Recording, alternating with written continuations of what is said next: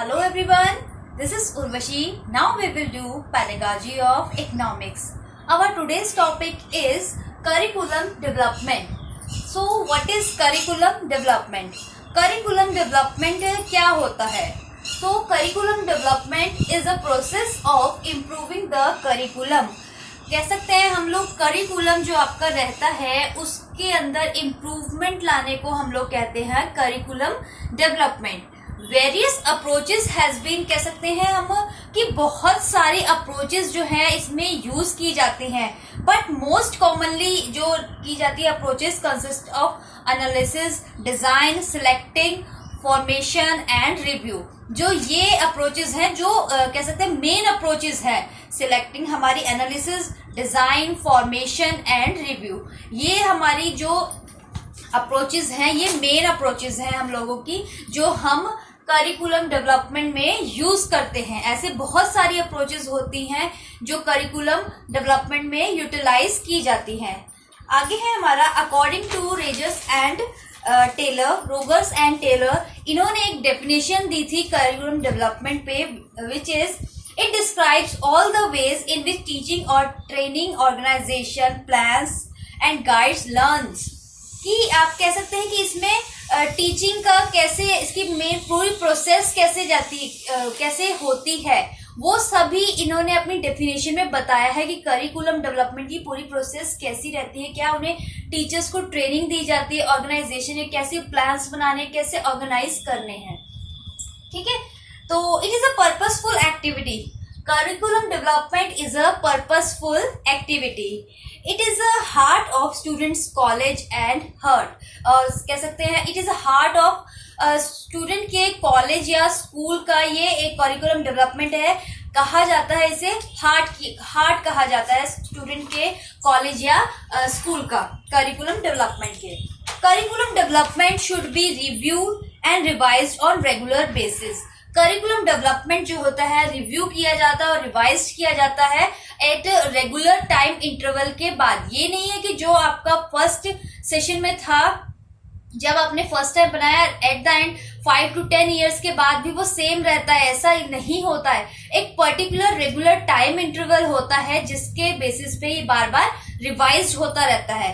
ठीक है, so that it is be able to serve the changing needs of both students and society. Students and society के according, उनकी needs के according इसके अंदर changes लाने होते हैं, करने रहते हैं. ठीक है, तो ये हो गया हमारा करिकुलम डेवलपमेंट कि करिकुलम में इम्प्रूवमेंट लाना, हम उसे कहते हैं करिकुलम डेवलपमेंट को.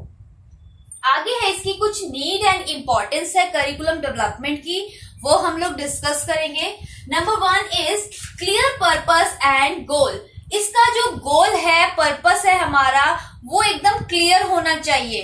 ये नहीं है कि भाई कैसे कोई बंदा कुछ कह रहा है, कोई पर्सन क्या कह रहा है, ऐसे इसमें नहीं होना चाहिए. जो आपको टारगेट आपका अचीव करना है, कह सकते हैं कि आपका ये टारगेट है, उसे आपने फुल अचीव करना है. प्रॉपर आपको पता है कि ये मेरा टारगेट है, आपका माइंड क्लियर है कि मुझे इस टारगेट को अचीव करना है.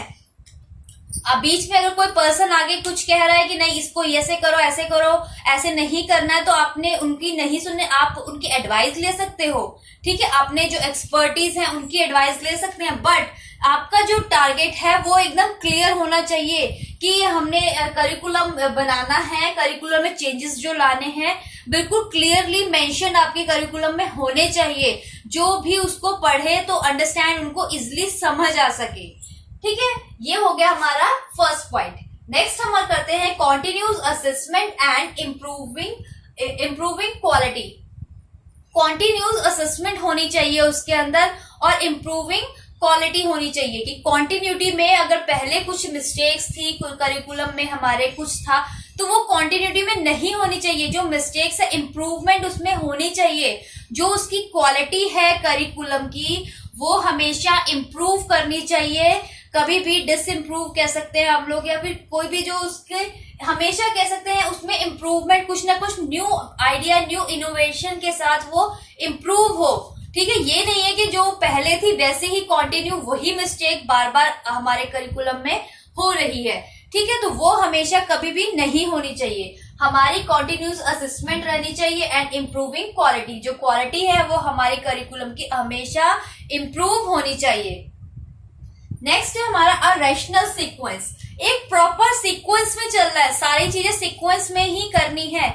ये नहीं है कोई स्टेप आपने पहले कर लिया उसके बाद सेकंड थर्ड स्टेप कर लिया फिर सिक्स स्टेप कर लिया, नहीं, जैसे एक प्रॉपर सीक्वेंस बना हुआ है करिकुलम का उसी के अकॉर्डिंग आपने उसके अंदर चेंजेस करने हैं या न्यू इनोवेटिव आइडियाज के थ्रू जो भी आपने करना सब कुछ उसमें इम्प्रूवमेंट लानी है या कोई चीज डिलीट करनी है कि ये ऐसा नहीं है, इसको अगर हम चेंज करें तो इसके कह सकते हैं कि कोई वर्ड है उसकी जगह कोई न्यू वर्ड आप उसके अंदर डाल सकते हैं। तो एक प्रॉपर सीक्वेंस में हर चीज होनी चाहिए।